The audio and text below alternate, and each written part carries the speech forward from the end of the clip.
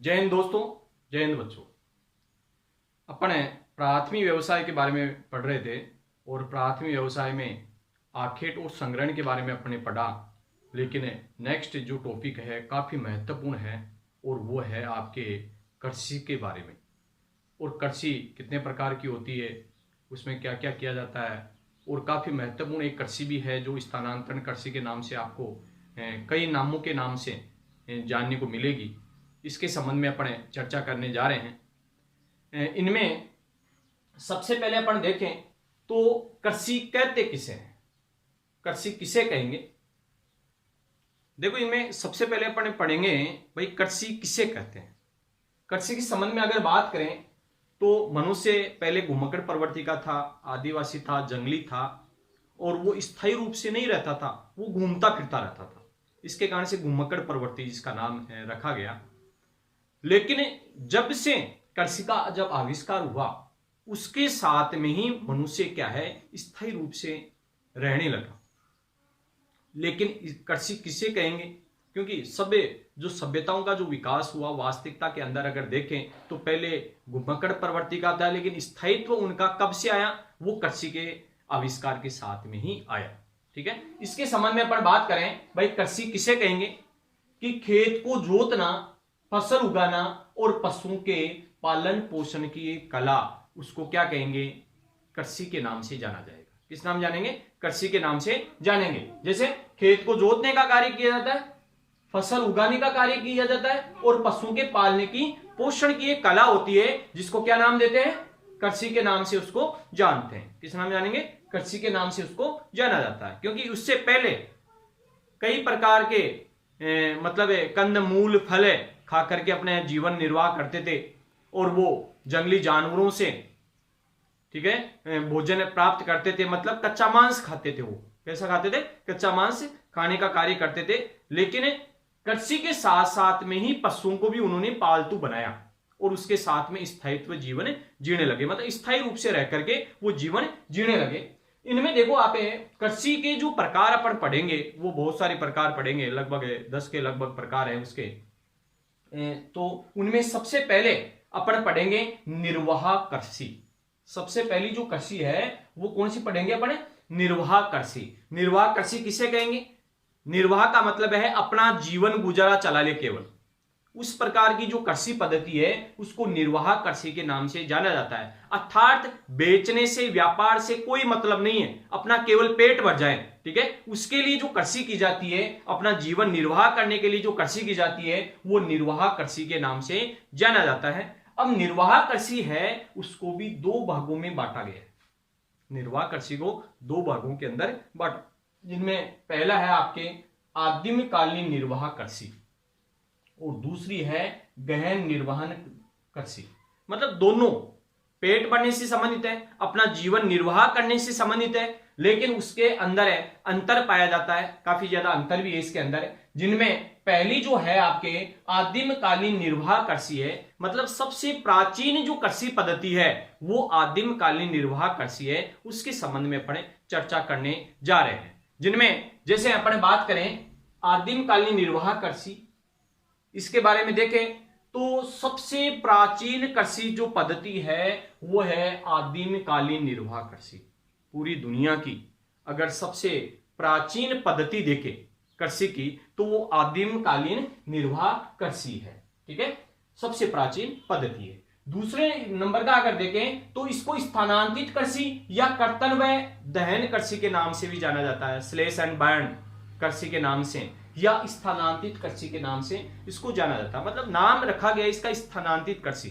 स्थानांतरित कृषि का मतलब है स्थान बदल बदल करके कृषि करने की जो प्रक्रिया है उसको स्थानांतरित कृषि के नाम से जाना जाता है। मतलब स्थान बदल बदल करके कृषि करने की जो प्रक्रिया है उसको क्या कहेंगे, स्थानांतरित कृषि के नाम से जाना जाता है। जैसे मान लो 2-3 वर्षों तक एक जगह कृषि कर लेते हैं, इसके बाद में वहां पर या 3-4 वर्षों तक या 3 से 5 वर्षों तक वहां पर लगातार कृषि करते हैं, कोई खाद वगैरह कुछ नहीं डालते हैं, पुरानी पद्धति के माध्यम से वो कृषि करते हैं। पेड़ों को, मतलब घना जो जंगल होता है उसको काट करके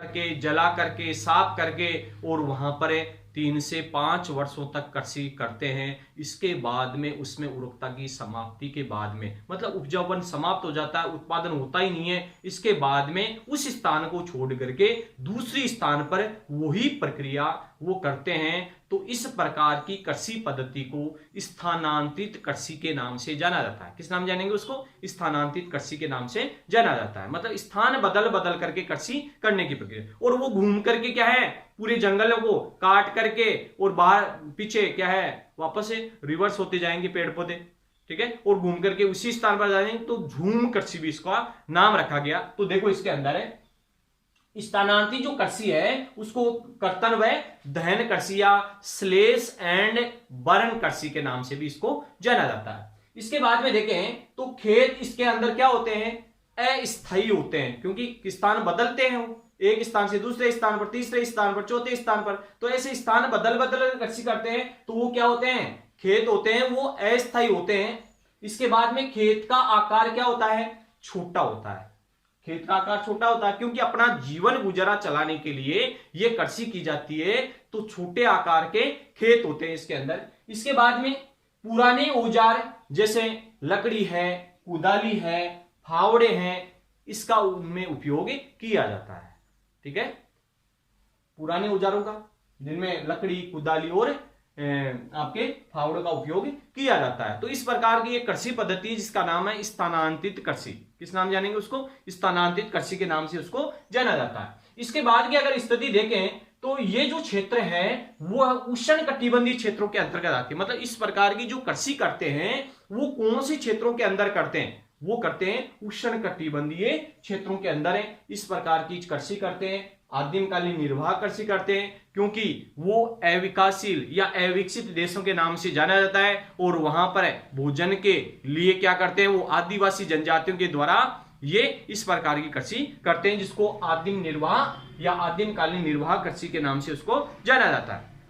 देखिए इसके बाद में देखें उष्ण कटिबंधीय जो क्षेत्र है उसके कौन कौन से क्षेत्र हैं कि वही वहां पर है, कौन कौन से क्षेत्रों के अंदर ये कृषि करते हैं। तो देखो दक्षिणी पश्चिमी मध्य अमेरिका का क्षेत्र है, दक्षिणी पश्चिमी मध्य अमेरिका का क्षेत्र है, मतलब है अमेजन नदी वाला बेसिन, अमेजन नदी का जो क्षेत्र है उस जगह ये कृषि की जाती है। ठीक है, इसके बाद में देखें अफ्रीका का क्षेत्र, कांगो नदी वाला, कांगो बेसिन वाला जो क्षेत्र है उस क्षेत्र के अंदर भी ये कृषि की जाती है। और तीसरे नंबर का जो आता है वो दक्षिणी पूर्वी एशिया का क्षेत्र है। दक्षिणी पूर्वी एशिया का मतलब है कि अपने भारत है, म्यांमार है, बांग्लादेश है, इंडोनेशिया है, मलेशिया है।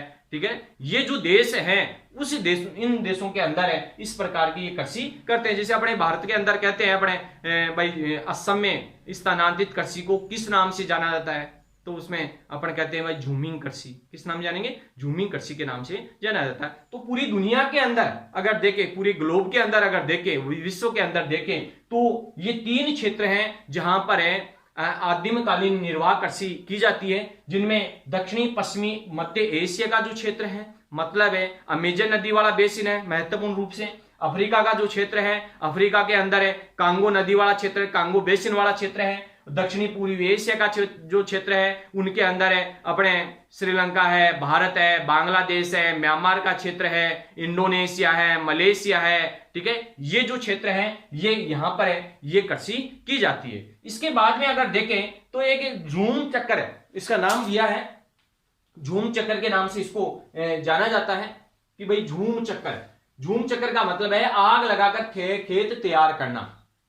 मतलब क्या है कि कोई घना जंगल होता है, घने जंगल को काट करके, जला करके, साफ करके, क्योंकि उसमें राख वगैरह ये बिखेर देते हैं, ठीक है, साफ करके, और वहां पर है उसको खेत को तैयार करके और वहां पर पावड़े उससे गोज करके, बीज बिखेर करके, पुरानी पद्धति के माध्यम से वहां पर वो कृषि करते हैं, केवल अपना जीवन निर्वाह के लिए कृषि करते हैं। इस प्रकार से वो चलते चलते मतलब 3-4 वर्षों तक वहां पर कार्य करेंगे, खेती करेंगे, उपजाऊपन समाप्त हो जाएगा, वही प्रक्रिया दूसरी जगह दोहराएंगे, वही प्रक्रिया तीसरी जगह दोहराएंगे। तो ऐसे करने का मतलब पूरे क्षेत्र के अंदर आकर के वही स्थान पर वापस आ जाते हैं। तो इस प्रकार से उसको झूम कृषि या झूमिंग कृषि के नाम से उसको जाना जाता है। तो इसके अंदर है आग लगा करके क्या करते हैं, खेत तैयार करते हैं, जिसको झूम कृषि के नाम से उसको जाना जाता है।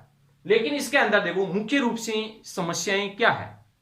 जो समस्या के बारे में अगर बात करें तो यहां पर 3 से 5 वर्षों में भूमि का उपजाऊपन समाप्त होने पर नया खेत तैयार करते हैं। नया खेत तैयार करने का कार्य ये करते हैं। कितने वर्षों तक? केवल है 3 से 5 वर्षों तक। 3 वर्षों में भी हो जाता है, कई खराब है, मतलब उपजाऊपन समाप्त हो जाता है, और कई 5 वर्षों तक भी चलता है। लेकिन 3 से लेकर के 5 वर्षों का समय मानते हैं, या 2-3 वर्षों तक भी देते हैं, ठीक है। वहां तक है वो खेतों के अंदर है, मतलब उपजाऊपन रहता है, तब तक तो वो पैदावार देंगे। अगर उपजाऊपन समाप्त हो जाएगा, क्योंकि वो खाद तो डालते नहीं है, रासायनिक उर्वरकों का उपयोग नहीं करते हैं, न कोई गोबर की खाद डालते वो, ठीक है। इसके कारण से क्या होता है, उनका उपजाऊपन समाप्त हो जाता है। उपजाऊपन समाप्त होने के बाद में वही प्रक्रिया दूसरी जगह करेंगे, मतलब आगे वाला जो जंगल है उसको भी काटेंगे, जलाएंगे, साफ कर देंगे, और वहां पुराने तरीके से कृषि करेंगे, फिर वही प्रक्रिया तीसरी जगह करेंगे। तो ऐसे आगे आगे चलते रहते हैं। तो सबसे बड़ी समस्या क्या है कि पेड़ पौधों का उसके कारण से विनाश होता है। घने जो जंगल है उनको काटा जा रहा है उनके द्वारा, उस कृषि के कारण से सबसे बड़ी ये समस्या आई है। तो देखो 3 से 5 वर्षों में भूमि का क्या है, उपजाऊपन समाप्त होने पर है नया खेत तैयार करते हैं, नया खेत तैयार कर लेते हैं। इसके बाद में देखें तो इनको अलग अलग क्षेत्रों में अलग अलग नामों से जाना जाता है। काफी महत्वपूर्ण भी है, कंपटीशन एग्जाम के लिए भी काफी बार ये क्वेश्चन आते हैं, ठीक है। और अपने माध्यमिक शिक्षा बोर्ड के अंदर जो मिलान चिन्ह वाला जो क्वेश्चन आते हैं वो भी सबसे ज्यादा इसमें से पूछे जाते हैं। तो देखो इसके अंदर विभिन्न नाम है इसके, और विभिन्न नाम वाला जो क्षेत्र है उनमें भारत के उत्तर पश्चिमी राज्य जो है, उत्तर है भारत के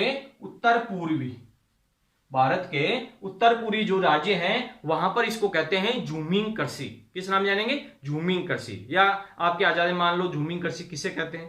तो यही आपको स्थानांतरित कृषि की परिभाषा बतानी है कि घना जंगल होता है, उनको काट करके, जला करके, साफ करके 3 से 5 वर्षों तक वहां पर कृषि करते हैं। इनमें उपजाऊपन समाप्त होने के बाद में वही प्रक्रिया दूसरी जगह दोहराई जाती है। तो इस प्रकार की जो कृषि पद्धति है उसको झूमिंग कृषि के नाम से जाना जाता है। ये कृषि है पुराने यंत्रों के माध्यम से या प्राचीन ढंग से या पद्धति से की जाती है। उनके अंदर कुदाली है, फावड़ा है, लकड़ी है, इनके माध्यम से गोज करके, बीज बिखेर करके और वहां पर कृषि कर लेते हैं। ये केवल और केवल अपना जीवन निर्वाह करने के लिए कृषि करते हैं। इसके कारण से आदिम निर्वाह कृषि के नाम से ये जानी जाती है।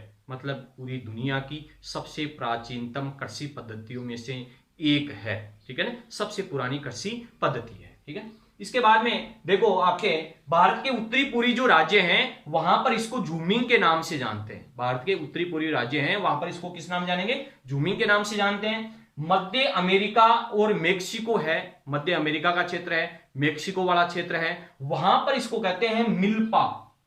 क्या कहते हैं उसको? मिल्पा के नाम से उसको जाना जाता है। इसके अलावा आपके मलेशिया है, इंडोनेशिया वाला जो क्षेत्र है वहां पर इसको लद्दाख के नाम से जाना जाता है। किस नाम जानेंगे उसको? लद्दाख के नाम से जाना जाता है। जैसे अपने राजस्थान के अंदर वालरा कृषि कहते हैं। क्या कहते हैं उसको? वालरा कृषि। जैसे आंध्र प्रदेश है वहां पर इसको कहते हैं पोडू। पश्चिमी घाट वाला जो क्षेत्र है वहां पर कहते हैं इसको कुमारी। तो बहुत सारे मतलब उसके नाम हैं।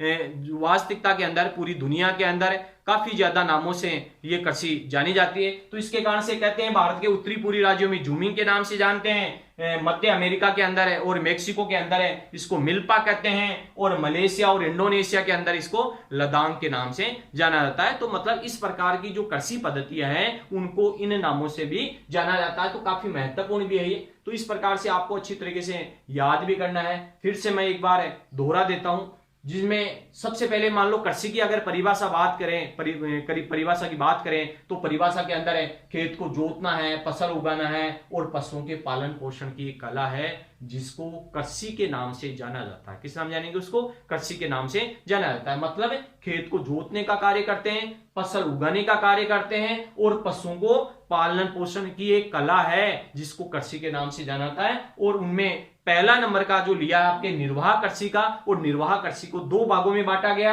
आदिमकालीन निर्वाह कृषि और दूसरा गहन निर्वाण कृषि, जिनमें पहले की बात करेंगे अपन सबसे पहले आदिमकालीन निर्वाह कृषि। और आदिमकालीन जो निर्वाह कृषि है वो सबसे प्राचीन कृषि है पूरी दुनिया की, अगर देखें तो सबसे प्राचीन जो कृषि है वो आदिमकालीन निर्वाह कृषि ही है। इसके बाद में देखें तो इस कृषि को स्थानांतरित कृषि या कर्तन व दहन कृषि के नाम से भी जाना जाता है।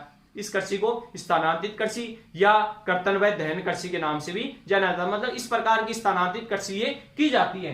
इनमें जो स्थानांतरित कृषि है उसमें खेत क्या होते हैं, अस्थायी होते हैं, और खेत का आकार छोटा होता है, ऐसे बड़ा आकार नहीं होता है, कई बीघों का नहीं होता है। ठीक है।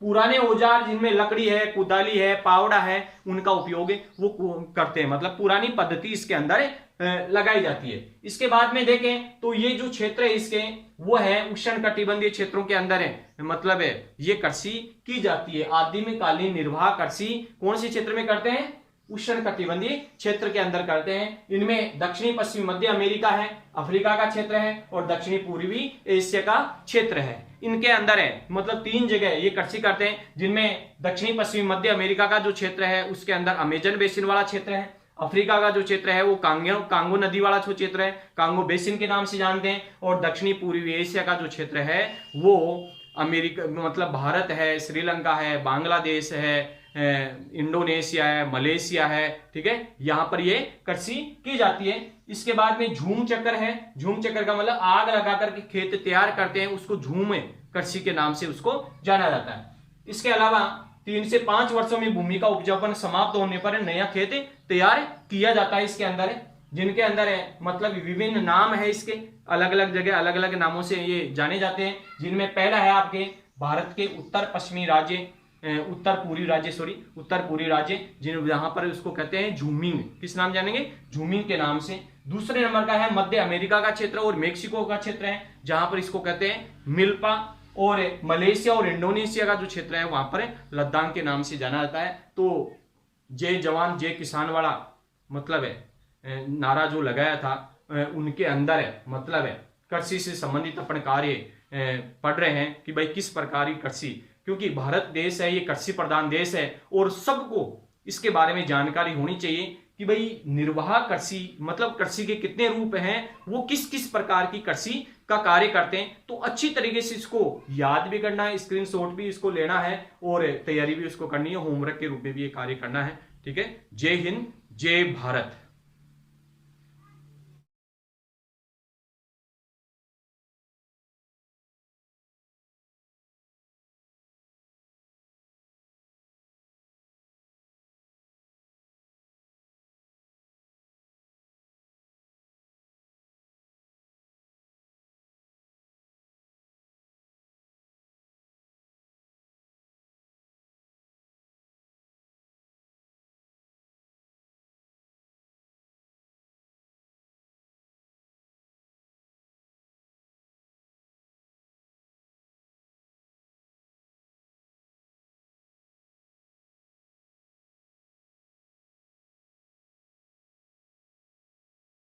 जय हिंद दोस्तों, जय हिंद बच्चों। आज अपन पढ़ने जा रहे हैं गहन निर्वाण कृषि के बारे में। इससे पहले अपन ने आदिमकालीन निर्वाह कृषि के बारे में पढ़ा था, जिनमें स्थानांतरणशील कृषि के बारे में काफ़ी अच्छा जिक्र किया था और काफ़ी महत्वपूर्ण भी था वो। अब इसके बाद में जो नेक्स्ट है आपके वो है गहन निर्वाह कृषि। गहन निर्वाह कृषि का मतलब है आदिमकालीन जो निर्वाह कृषि थी उससे थोड़ी गहनता लिए हुए हैं, और गहन निर्वहन कृषि को भी 2 भागों में बांट दिया।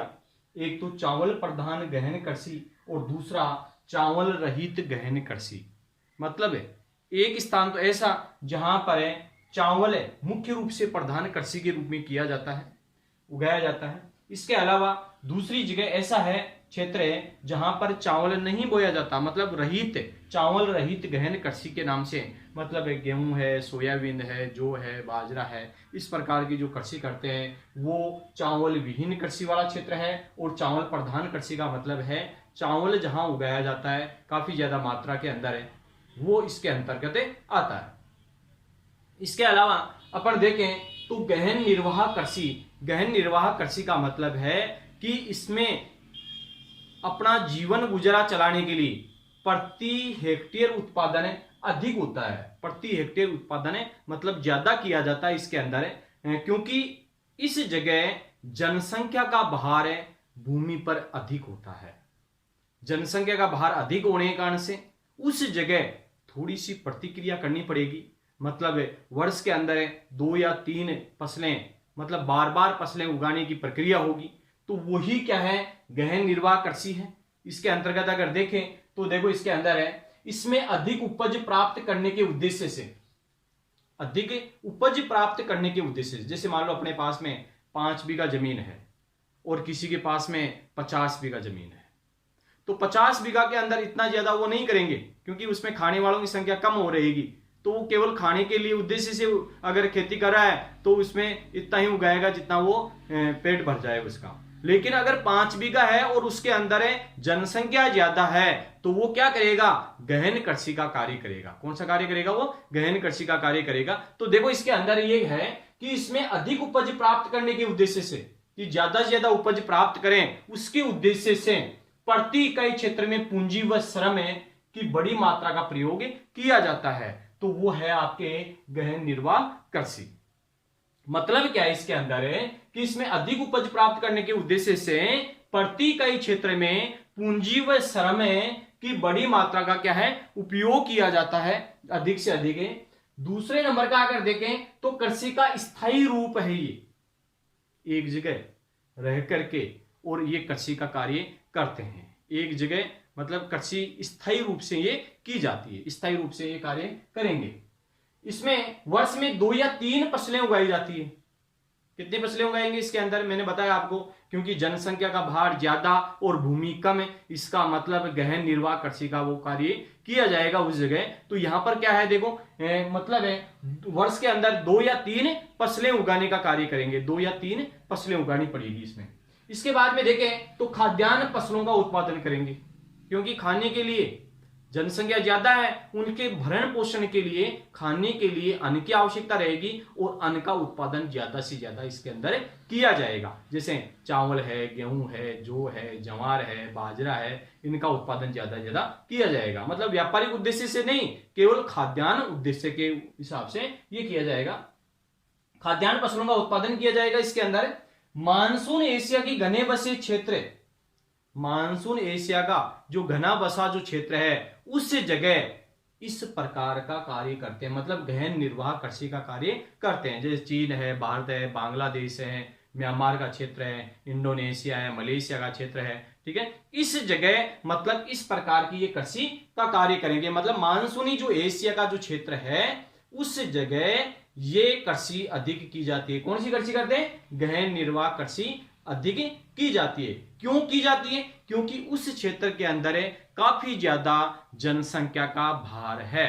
अर्थात पूरे दुनिया के अंदर अगर देखें तो सबसे ज्यादा जो जनसंख्या है वो एशिया महाद्वीप में है, और भरण पोषण की मतलब हिसाब से क्या है, वो खाद्यान्न फसल उगाने का कार्य करेंगे। तो गहन निर्वाह कृषि का कार्य वो किया जाएगा। इसके बाद में देखें भाई, गहन निर्वाह जो कृषि है उसको भी 2 भागों में बांटा गया। कितने भागों में बांट दिया उनको, 2 भागों के अंदर बांट दिया गया, जिनमें पहला है आपके चावल प्रधान गहन कृषि।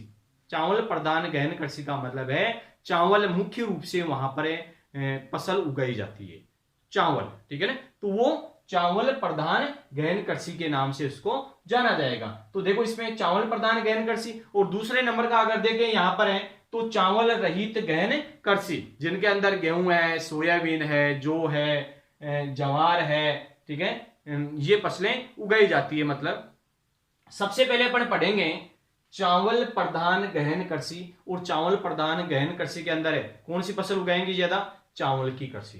कौन सी कृषि करेंगे, चावल की कृषि की जाएगी। तो देखो इसमें छोटे खेत होते हैं, छोटे छोटे, क्योंकि देखो अपने भारत के अंदर भी अगर देखें तो पश्चिमी भारत में अगर जाएं तो उत्तर प्रदेश है, बिहार है, पश्चिम बंगाल का क्षेत्र है, उड़ीसा का क्षेत्र है, इस जगह काफी ज्यादा जनसंख्या है, और जनसंख्या के भरण पोषण के लिए उनका मुख्य भोजन क्या है, चावल है। उनमें क्या है, अब बंटवारा होगा भूमि का तो छोटे छोटे खेत हो जाएंगे, खेत के हिसाब से क्या है वो कृषि का कार्य करेंगे और चावल उगाएंगे। मतलब है अधिक जनसंख्या का जहां पर ज्यादा जमाव है उस क्षेत्र के अंदर चावल की फसल की जाती है। ठीक है ना। तो इनमें क्या है छोटे छोटे खेत होते हैं, लेकिन एक है इसके अंदर है चावल प्रधान गहन कृषि के अंदर है एक काफी अच्छा टॉपिक है जिनमें 100 सेंटीमीटर से अधिक वर्षा होनी चाहिए, ये इसकी शर्त है। शर्त क्या है कि 100 सेंटीमीटर से अधिक अगर वर्षा होगी उस क्षेत्र के अंदर ही क्या है चावल की फसल की जाएगी।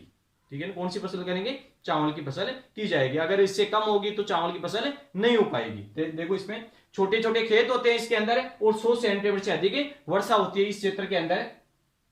दूसरे नंबर का अगर देखें तो पूरा परिवार कार्य करता है, मतलब संपूर्ण परिवार क्या है उस कार्य के हिसाब से लगा हुआ रहता है। छिपी हुई बेरोजगारी की समस्या भी क्या है इसी क्षेत्र के अंदर सबसे ज्यादा आती है, क्योंकि परिवार के 5 सदस्य पांचों क्या है खेती के अंदर लगे हुए रहते हैं। तो इस प्रकार का ये कार्य करेंगे। ठीक है।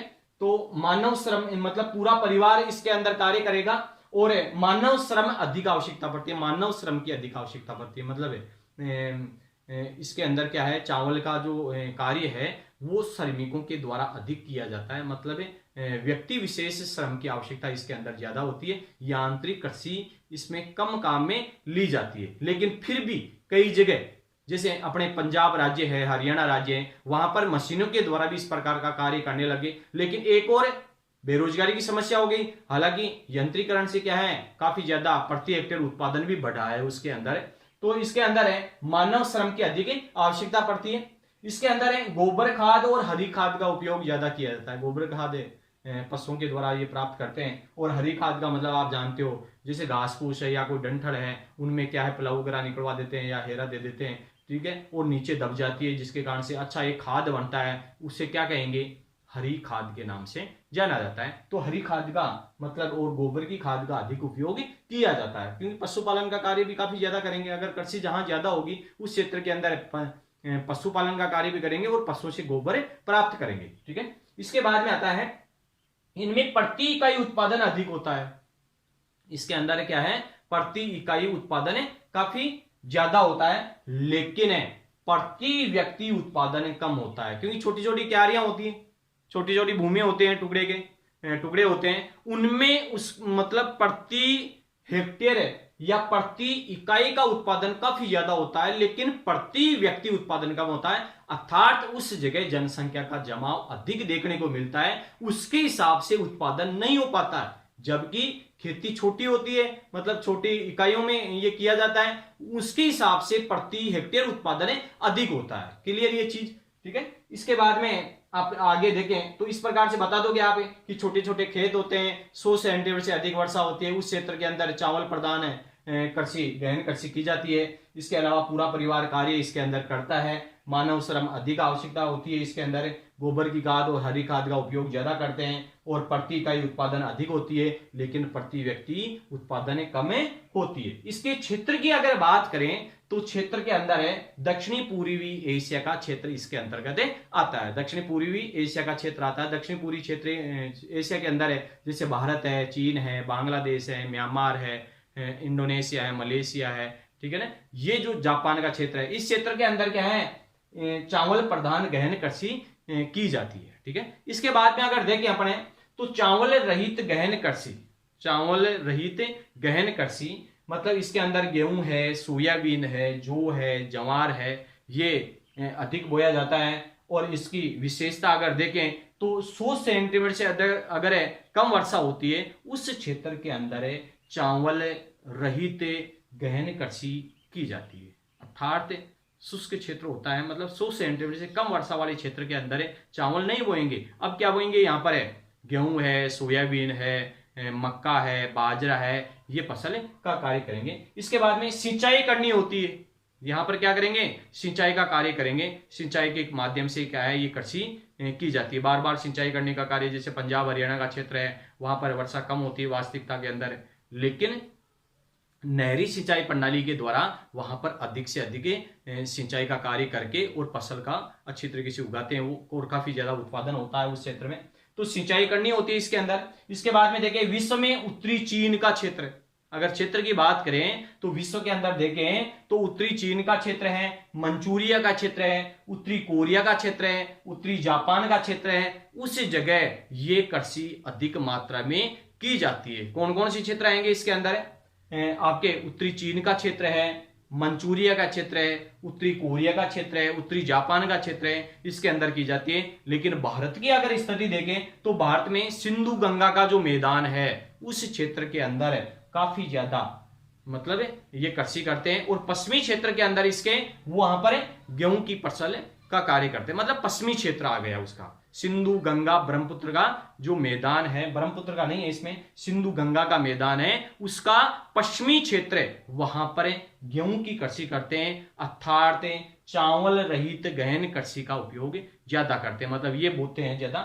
और दक्षिणी पश्चिमी शुष्क जो क्षेत्र है वहां पर जवार और बाजरे की कृषि की जाती है, जवार और बाजरे की कृषि करते हैं। तो इस प्रकार से कहने का मतलब है अपने गहन निर्माण कृषि है उसको दो भागों में बांट दिया, चावल प्रधान गहन कृषि और चावल रहित गहन कृषि। इसके अंदर चावल की कृषि होती है, उसके अंदर गेहूं विशेष रूप से बोया जाता है, इसके अलावा सोयाबीन है, मक्का है, जवार है, बाजरा है, ये फसलें की जाती है। इससे पहले अपने बात की कर ली गहन निर्माण कृषि, अच्छी तरीके से आपको याद भी करना है और काफी महत्वपूर्ण भी है, एक एक चीज एक एक टॉपिक आपको क्लियर करते जाना है। तो देखो फिर से एक बार, गहन निर्माण कृषि है मोटे रूप में अगर देखें तो इसमें अधिक उपज प्राप्त करने के उद्देश्य से प्रति इकाई क्षेत्र में पूंजी की बड़ी मात्रा का प्रयोग किया जाता है, मतलब पूंजी अधिक काम में ली जाती है और श्रमिक अधिक काम में लिया जाता है इसके अंदर, क्योंकि प्रति व्यक्ति उत्पादन कम होता है लेकिन प्रति वर्ग या प्रति हेक्टेयर उत्पादन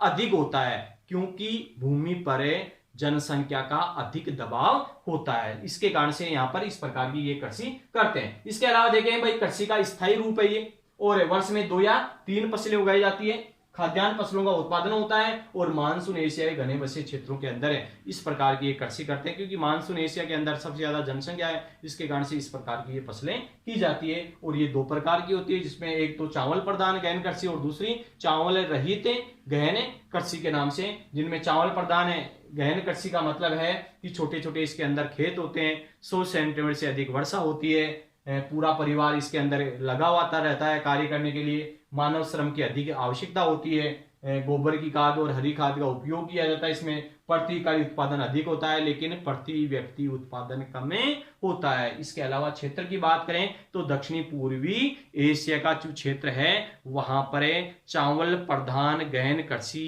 की जाती है। इसके अलावा अगर देखें तो चावल रहित गहन कृषि की अगर बात करें तो इसके अंदर गेहूं है, सोयाबीन है, मक्का है, जवार है, बाजरा है, इनकी फसलें की जाती है। इसमें अगर विशेषता देखें तो 100 सेंटीमीटर से कम वर्षा की आवश्यकता होती है इसमें, और सिंचाई इसके अंदर करनी होती है। और विश्व में उत्तरी चीन है, मंचूरिया है, उत्तरी कोरिया है, उत्तरी जापान है, ये क्षेत्र इसके अंदर आते हैं जहां पर ये कृषि की जाती है। और भारत में सिंधु गंगा का जो मैदान है उसका पश्चिमी क्षेत्र है वहां पर गेहूं की कृषि करते हैं, जबकि दक्षिणी और पश्चिमी जो शुष्क क्षेत्र है वहां पर जवार और बाजरे की कृषि की जाती है। तो इस प्रकार से करने का मतलब काफी महत्वपूर्ण है, इंटरेस्टिंग टॉपिक भी है आपके, तो अच्छी तरीके से आपको याद करना है। इससे पहले अपने स्थानांतरित कृषि के बारे में पढ़ा था और अच्छी तरीके से आपको याद भी हुआ होगा, अलग अलग क्षेत्रों में अलग अलग नामों से जाना जाता है। और इसके बाद में आपको गहन निर्माण कृषि के बारे में अच्छी तरीके से याद करना है, कंप्लीटली याद करना है। ठीक है, जय हिंद, जय भारत।